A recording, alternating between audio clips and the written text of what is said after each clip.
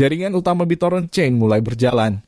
BitTorrent Chain atau BTTC adalah protokol interoperabilitas lintas rantai heterogen pertama di dunia, yang mengadopsi mekanisme POS dan memanfaatkan rantai samping untuk penskalaan kontrak pintar, dan memungkinkan interoperabilitas dengan rantai publik Ethereum, Tron, dan BSC dengan lebih banyak rantai yang akan didukung di masa depan.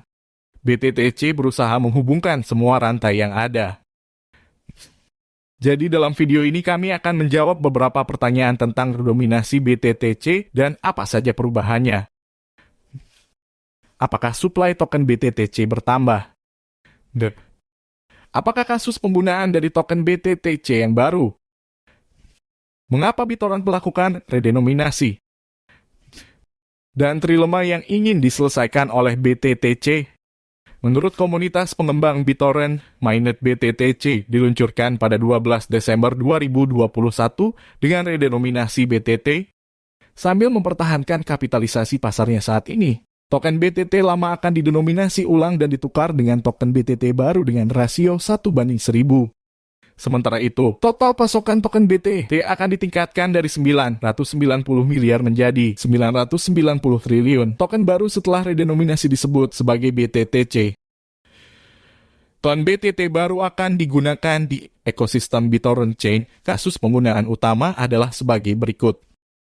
Menjadi validator di jaringan BTTC. Mempertaruhkan BTTC untuk mendapatkan hadiah. Berpartisipasi dalam tata kelola komunitas BTTC, membayar biaya gas dengan token asli BTTC. Setelah jaringan utama BitTorrent Chain ditayangkan, BTT lama dan BTT baru akan hidup berdampingan untuk beberapa waktu. Mengapa BitTorrent melakukan redenominasi koin BTT? Didirikan pada tahun 2004, proyek BitTorrent saat ini merupakan jaringan peer-to-peer terdesentralisasi terbesar di dunia dengan lebih dari 90 juta pengguna aktif dan total basis terpasang lebih dari 2 miliar klien torrent.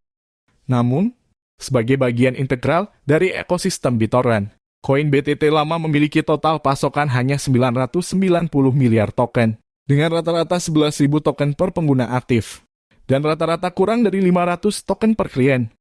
Dalam kasus penggunaan yang sebenarnya total pasokan yang rendah disertai dengan batasan tertentu, tim layanan pelanggan BitTorrent menerima umpan balik harian dari pengguna tentang masalah yang relevan. Token BTT lama diperoleh oleh pengguna dalam berbagai kasus penggunaan yang mengadopsi BTT lama, ditampilkan sebagai angka dengan banyak angka desimal. Misalnya jumlah hadiah penambangan pengguna adalah 0,00231 BTT.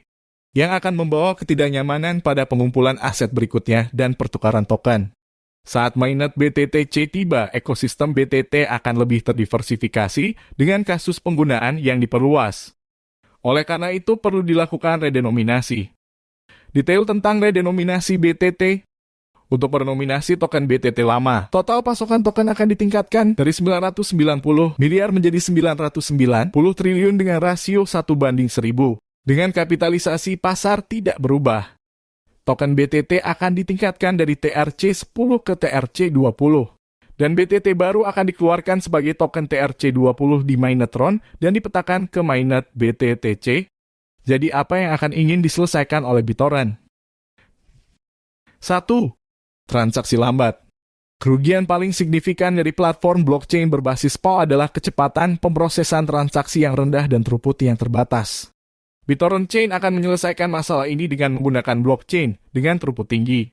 2. Throughput rendah. Interval waktu tertentu diperlukan antara produksi blok di platform blockchain harus utama saat ini untuk memastikan waktu yang cukup untuk propagasi blok.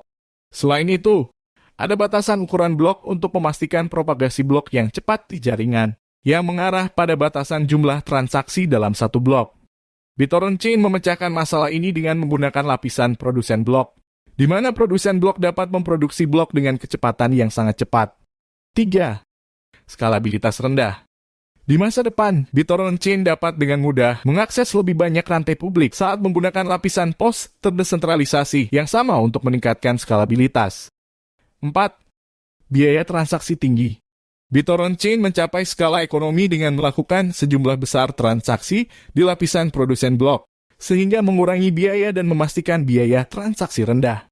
Kesimpulan, Redenominasi token BTT adalah untuk menyelesaikan masalah yang sebenarnya sangat sepele, yaitu untuk mengurangi angka desimal yang sangat mengganggu, atau lebih tepatnya, untuk menghilangkan angka desimal agar lebih ringkas. Tapi yang mengejutkannya adalah peluncuran mainnet protokol interoperabilitas lintas rantai hidrogen yang sangat ambisius. BTTC berusaha memasuki dunia DeFi bukan hanya sekedar penyimpanan file. BTTC berusaha untuk mendapatkan proyek-proyek yang sudah berjalan di jaringan Tron, Ethereum, dan BSC. BTTC berjalan layaknya lapisan 2 lainnya yang sangat sukses dan mencoba menggunakan cara tersebut dengan menawarkan kecepatan transaksi yang tinggi dengan biaya yang rendah agar proyek yang berjalan di jaringan Ethereum atau BSC mau menggunakan jaringannya. Apakah BTTC akan sukses di masa depan?